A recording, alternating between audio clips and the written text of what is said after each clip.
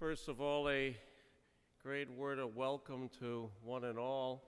Certainly our regular parishioners, we welcome you, and it's always one of those moments, Christmas, this Mass in particular, where the benches seem to get a little longer because the extended family is here, and how wonderful it is to see so many members of the St. Greg's family who've gone on to other places return home.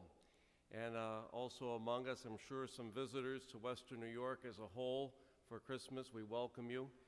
And I'm going to guess maybe in one or two cases, there just might be someone here who, got the line probably from mom or dad or grandma or grandpa that said, "All I want for Christmas is for you to come to church with me," huh? And you we particularly welcome. It is an honor and a grace to have you with us as we pray together. So, where do you reside? Where do you live? Where do you dwell? So I guess our normal questions and probably usual questions that we ask and answer the course of a year many times. And what does it mean to dwell? To dwell means basically we live in a specified place. And there's another definition to dwell. It means that we think or speak, act, write at length about a particular subject. Usually something that's not too pleasant, something maybe causing us anxiety or unhappiness. Very often we would say, I have better things to do than to dwell on this, huh? We've used that term, I'm sure. If you look at everybody's column in the Buffalo News or the editorials daily, you'll see where people dwell on things at times, what's important to them. And as we maybe think about that, we take it to the readings today and celebration of Christmas as a whole, and question, where does God reside? Where does God live? And where does God dwell? Isaiah, in the first reading, reminds us that the people, they resided in darkness. The people dwelled in gloom. The people were living away from God. And we're also reminded by Isaiah that they were to have hope because God was dwelling with them and had chosen them and used marriage language so close, so intimate as a spouse. God dwelled with them. Of course, in the gospel, we know the shepherds were dwelling in the fields, taking care of their night watch, and we hear about other dwellings throughout the scriptures as a whole. But as a whole, right from the moment of creation, we hear about God dwelling with his people. Adam in the garden, God is walking, looking for him. And all the time that Israel wandered through the desert, the Ark of the Covenant, the tent, dwelled right in the center of the people. God was with his people. And God, Isaiah reminds us again, resides in joy.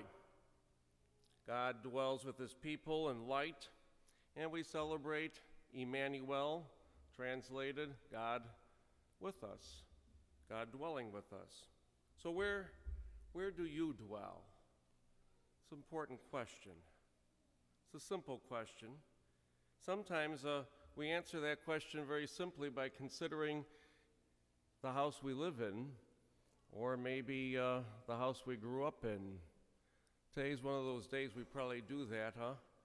I know through the day I was thinking of Christmases gone by and thinking of our old house in the city, which we owned for 109 years. The fourth generation to grow up at that house.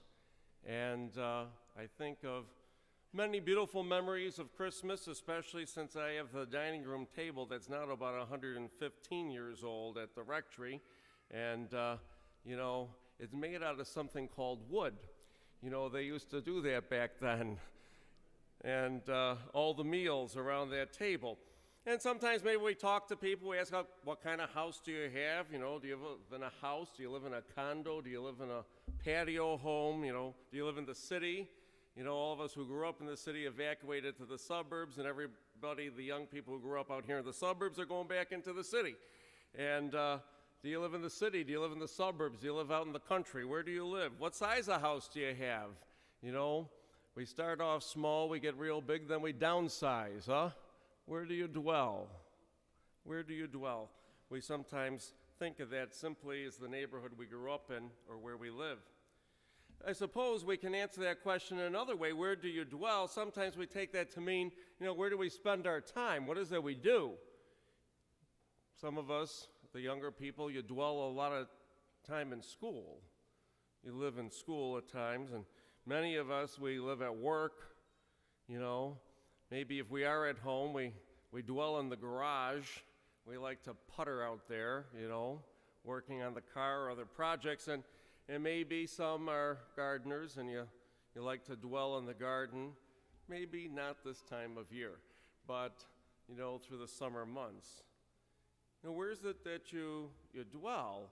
And where you dwell often becomes part of who you are. You know, some among us who are really into academics, they let us know that they're very intellectual in the way that we speak with them. There's a deep-rooted knowledge. And sometimes the work we do, if you work professionally or just putter in the garage, you know, after a while, spending enough time, you're going to start to smell like the oil, the lubricant, and the gasoline. It gets into your skin. It almost becomes part of you. And if you like to work in the garden, you know, eventually you might start to smell like the ground, the fertilizer, hopefully, preferably the flowers. You know, it gets into our very skin and who we are. You know, these dwellings almost become an aroma, if you will, of life. Intellectual, business, other things. So, simply, where do you reside? Where do you live? And where do you yourself dwell day in and day out? You know, this Christmas we're called to dwell in the manger. That's where we're called to dwell.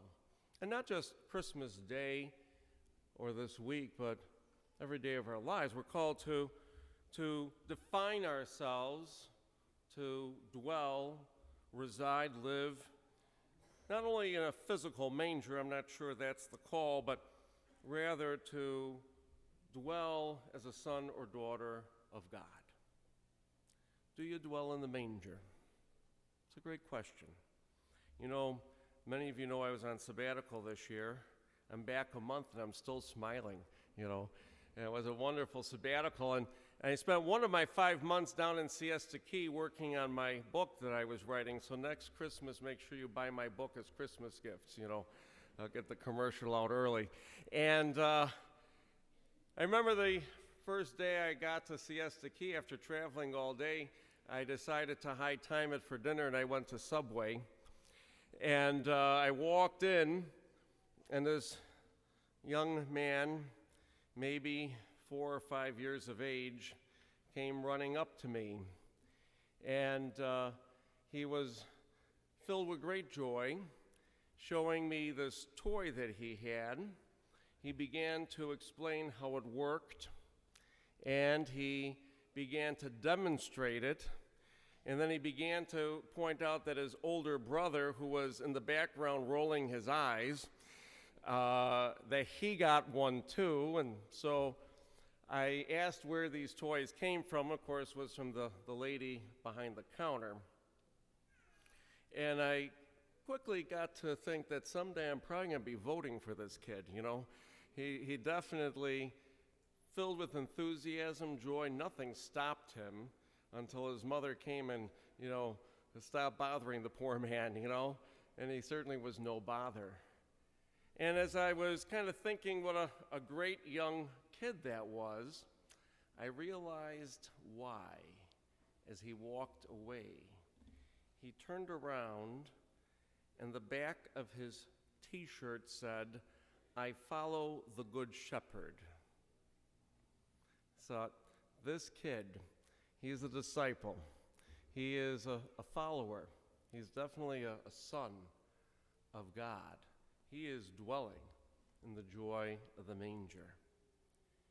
Well, we dwell in the joy of the manger, we also have to dwell, reside, live in the cross. Can't have the manger without the cross. You can't have the cross without the manger. And that dwelling calls us day in and day out, convenient or not, to live the gospel message in our world today. And probably endure a little suffering as we go about doing that. You know, this Christmas calls us to reflect exactly where do we dwell.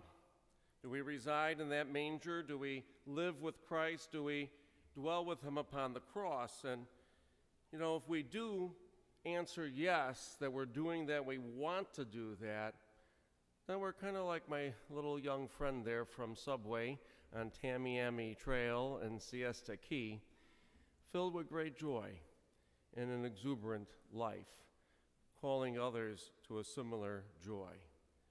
So the one question for you to take home this Christmas, where is it that you reside?